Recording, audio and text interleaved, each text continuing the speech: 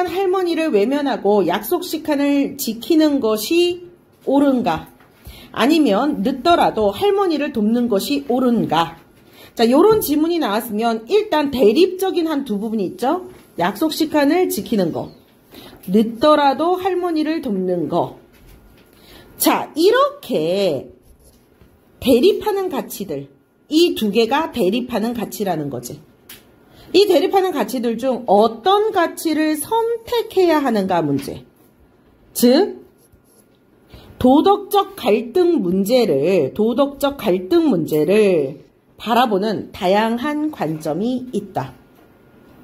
그러니까 지금 나왔던 이 두 가지의 갈등을 바라보고 있는, 근데 이 두 가지에는 무엇이 들어가 있다?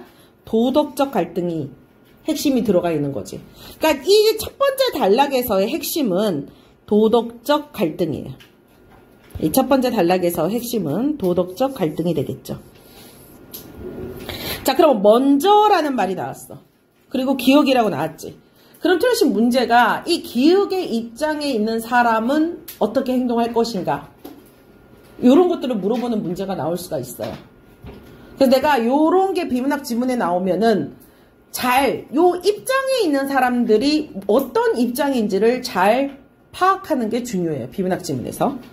그러면 먼저 도덕적 원칙주의자는, 자, 이게 이렇게 기억이 돼 있으니까 기억 이렇게 크게 해놔도 되고, 아니면 나는 좀 내 눈에 잘 보이게 얘를 그냥 뭐 A로 하고 싶다. A가 난 마음이 편하다. 그러면 A. 아니다, 나는 1이 편하다. 숫자 1이 편하다. 그러면 1. 이런 식으로 지문을 내 눈에 잘 보이게끔 표시하는 게 중요해요. 그러면 첫 번째 입장인 도덕적 원칙주의자는 무엇이 존재한다고 봤어요? 도덕적 원칙주의자는 선언적인 도덕 법칙이 존재한다고 봐. 그래서 인간은 반드시 따라야 한다. 그래서 따라서 도덕적 원칙주의자들은 갈등 상황이 생겼을 때 반드시 따라한다 되잖아. 그러니까 주관적 요건이나 개인이 처한 상황을 고려하지 말고 무엇을 따라야 된다? 아까 여기 나왔잖아. 기준이. 도덕 법칙. 반드시 따라야 한다. 그치? 그러면 결론은 뭐야? 따라서라는 말은 앞에 있는 말을 따라서 요런 말인 거잖아. 그치? 그러면 앞에서 내가 내용을 파악을 했으면 이 입장이 딱 보인다고. 따라서 도덕적 원칙주의자는 갈등 상황이 생겼을 때 주관적 욕구나 개인이 처한 상황을 고려하지 말고 무엇에 따라 행동해라? 도덕 법칙에 따라 행동하라. 이게 누구의 입장이라고? 도덕적 원칙주의자. 그러면 이 도덕적 원칙주의자는 도덕의 원칙에 따르라 그랬어. 이들은 어떤 의의가 있어? 이들이 도덕적 원칙주의자들의 의의가 나왔어. 그 의의는 뭐야? 인간을 신뢰하고 이성을 신뢰하고 윤리적으로 올바른 삶이 무엇인가를 밝히려고 했다는 점. 자, 하지만 이라고 나왔으니까 의와 얘는 뭐겠어? 한계가 나오겠지? 그러니까 이 도덕적 원칙주의자들이 했는 긍정적인 부분과 그 한계를 표현하는 구성으로 되어 있네. 그지? 밝히려고 하고 있었고, 한계는 어느 사회나 보편적으로 적용되는 선언적인 도덕 법칙이 존재한다면, 그런데 만약에 그런 선언적인 원래 태어나면서 다 느끼고 있는 도덕 법칙이 만약에 있다면 누구나 다 도덕을 지켜야 되기 때문에, 누구나 다 도덕을 지키기 때문에 선언적으로, 그러면은 갈등이 나와 안 나타나야 돼? 안 나타나야 돼.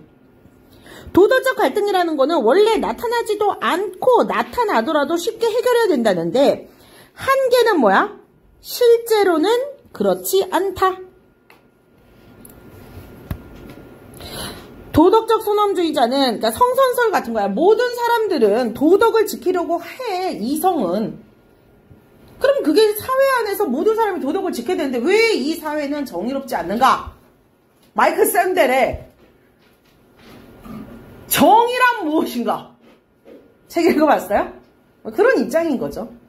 왜 이 사회에서 정의는 누구나 다 알고 있지만 정의가 실현되지 않는가? 읽어봤어요? 네, 그런 걸로. 자, 그럼 두 번째. 도덕적 자유주의자는 니은으로 돼 있잖아요. 그죠? 그럼 이번에 이제 뭐에 대한 얘기야? 이번에는 두 번째 또는 A 또는 B, 여러분이 아까 전에 그냥 아니면은 A 또는 B 아니면 두 번째 아니면은 뭐 C 아니면 니은을 조금 더 크게 뭘 해도 상관없어요. 내 눈에 잘 보이게 지문을 이렇게 필기를 해야 된다는 거야. 읽으면서. 지문 깨끗하게 두지 마. 도덕적 자유주의자. 자, 두 번째는 어떤 사람인 거야? 도덕적 자유주의자. 그러면 도덕적 원칙주의자와 달리 그랬어. 달리라는 말이 나오니까 뭘 얘기하는 거니? 도덕적 원칙주의자와의 차이점을 얘기하려는 거지. 달리라는 말이 딱 들었을 때 그냥 차이점 이렇게 눈에 이렇게 보여야 돼.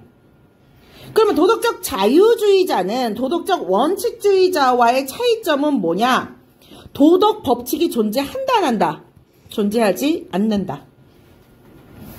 그럼 뭐 때문에 다만 그냥 개인들이 합의를 해서 그냥 합의를 한 상위 원리를 바탕으로 갈등을 해결해야 된다.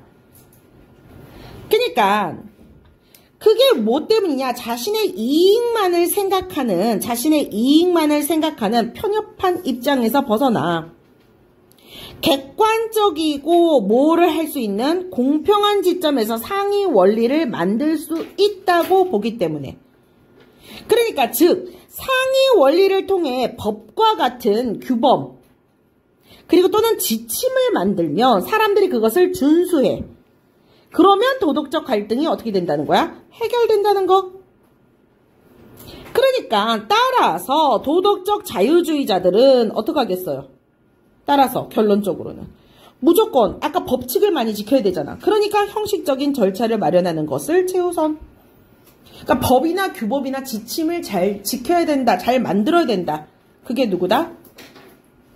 도덕적 자유주의자다. 자, 그런데 그럼 또 똑같아요. 구조는 이제부터 똑같네요. 슬쩍 보니까. 어떻게 똑같아요? 도덕적 자유주의는 인간의 자율성을 보장하면서 갈등 상황을 해결할 수 있다는 현실적인 방법을 만들어냈다는 거. 자, 현실적인 방법을 만들어냈다는 데에서 의의가 있다. 하지만 자, 의의가 나왔어. 그 다음에 하지만 나오니까 여기 또 뭐에 대한 얘기겠어? 한계지? 그러니까 어떠한 문제에 대해서 입장의 차이들을 얘기를 해주고 그 입장의 차이가 갖고 있는 의의와 한계를 계속 얘기를 해주고 있는 그런 지문이야. 무슨 말인지 알겠니? 하지만 그러면 도덕 법칙이 되게 중요하다라고 그랬는데 누구나 동의할 수 있는 상위 원리를 만들어내는, 그러니까 즉 그런 상위 원리 즉 법을 누구나 동의할 수 있는 법 또는 규칙을 만드는 것이 쉽다 어렵다? 어렵다. 또한 이란 말을 했잖아. 그치? 또한 합의를 통해 상위 원리를 만들었다 하더라도 또 그러니까 즉 이것도 같은 말이야. 또 그렇게 해서 만들었다 하더라도 또 다른 갈등이 또 발생할 수 있다는 거야. 그러니까 합의를 통해 상위 원리를 만들어도 이 규범과 지침을 모든 사람이 만족하기에는 어떻다? 힘들다? 라고 말을 해주고 있는 거야. 무슨 말인지 알겠어? 자, 그러면 일단 두 가지 원칙자의 입장이 나왔어. 도덕적 원칙주의자 그리고 도덕적 자유주의자. 자, 한편 그랬네. 이번엔 또 어떤 사람이야? 도덕적 다원주의자. 자, 일부러 여기서는 또 여러분 디귿이라는 게 없잖아요. 그쵸? 디귿이 있을 수도 있는데 얘 일부러 이렇게 안 쓴 거야. 헷갈리고 어려우라고. 그럼 여기는 우리가 지금까지 했던 규칙대로 본다면 얘는 3번이 되겠지? 도덕적 다원주의자는 해결 불가능한 도덕적 갈등이 있다고 주장해. 그러니까 해결 불가능한 갈등이 있다. 이것은 뭐 때문이야? 도덕 가치의 우선순위를 판단하는 통일된 지표를, 어떤 기준을 마련하는 것이 어려운 경우가 존재한다. 그러니까 도덕적 가치의 우선순위를 마련하는 것이 어렵다 이 말이야. 도덕과 도덕이 있을 때 어떤 도덕이 더 우선이냐 이런 게 어려울 수 있다라는 거지. 둘 다 도덕일 때. 둘 다 도덕적인 가치가 있을 때 어떻게 할 것이냐. 자, 가령이라 그랬어. 그럼 이건 뭘 든 거야? 예시. 그러니까 비문학 지문에서 가령 이런 말이 나오면 무조건 예시예요. 예시는 자세히 설명을 하기 위해서 나온 거, 쉬운 개념으로 설명을 해준 거야. 앞에 있는 개념이 얘가 어렵다라고 생각을 했을 때 예시가 꼭 나와요.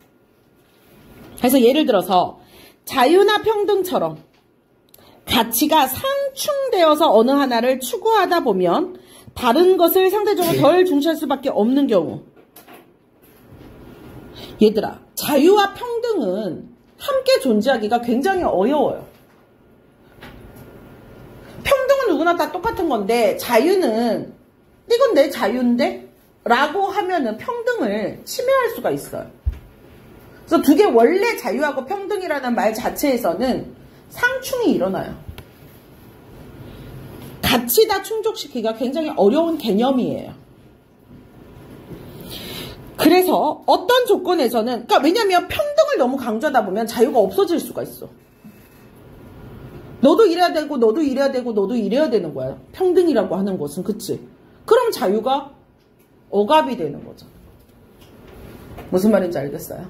자유와 평등을 갖기가 굉장히 어려워요. 여러분, 쟤는 왜 그래요? 쟤는 괜찮은데 나는요? 막 이런 식으로 얘기 많이 하잖아. 쟤도 되잖아요. 쟤도 되잖아요. 그럴 때는 규율이 어려워지게 되는 거지. 어떤 조건에서는 우선시되는 가치가 다른 조건에서는 그렇지 않은 경우도 있어. 따라서 결론적이네. 도덕적 다원주의자는 계속 이제 세 번째인 경우잖아. 그럼 도덕적 다원주의자는 무엇을 통해? 자, 중재를 통해서 타협점을, 자, 모색 단어 또 찾아봐야 돼. 찾아보는 방식을 제안한다. 또 얘도 어려우니까 뭐가 나왔어? 가령 나왔지. 정의라는 가치가 굉장히 중요하더라도 배려라는 가치가 만약에 더 중요하다면 타협이라는 것을 통해서 선택할 수도 있다. 또한 그렇게 타협하면서 기존의 도덕적 가치들 외에 새로운 가치를 만들어낼 수도 있다라고 보는 거지.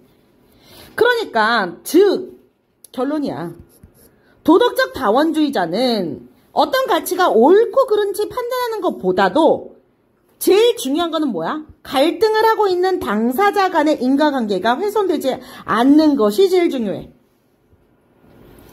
그러니까 갈등을 하고 있는 사람들이 서로 다른 도덕적 가치를 주장한다 하더라도 우리가 한 공동체라는 거를 잊지 말아야 하고 그 안에서 상호작용을 해야 한다라고 하는 것을 생각을 해야 된다는 거야.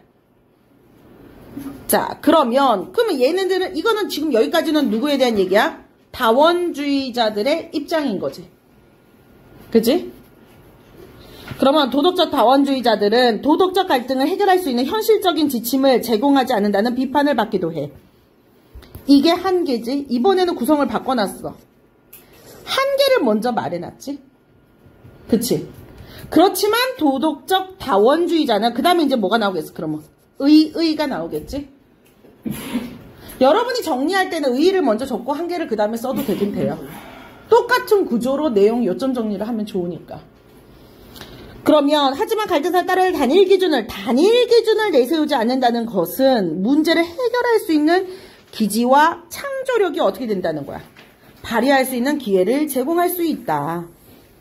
이러한 점에서 도덕적 다원주의는 도덕적 갈등을 바라보는 근본적인 인식을 뭐 할 수 있다? 바꾸었다는 데 의의가 있다. 무슨 말인지 알겠어요? 어떤 식으로 구성이 되어 있는지 알겠어요? 네. 각각의 입장들이 나오고 그 입장에 대해서 다양한 관점을 비교하면서 16번 봐봐. 내용 전개 방식. 도덕적 갈등 문제에 대한 도덕적 갈등 문제에 대한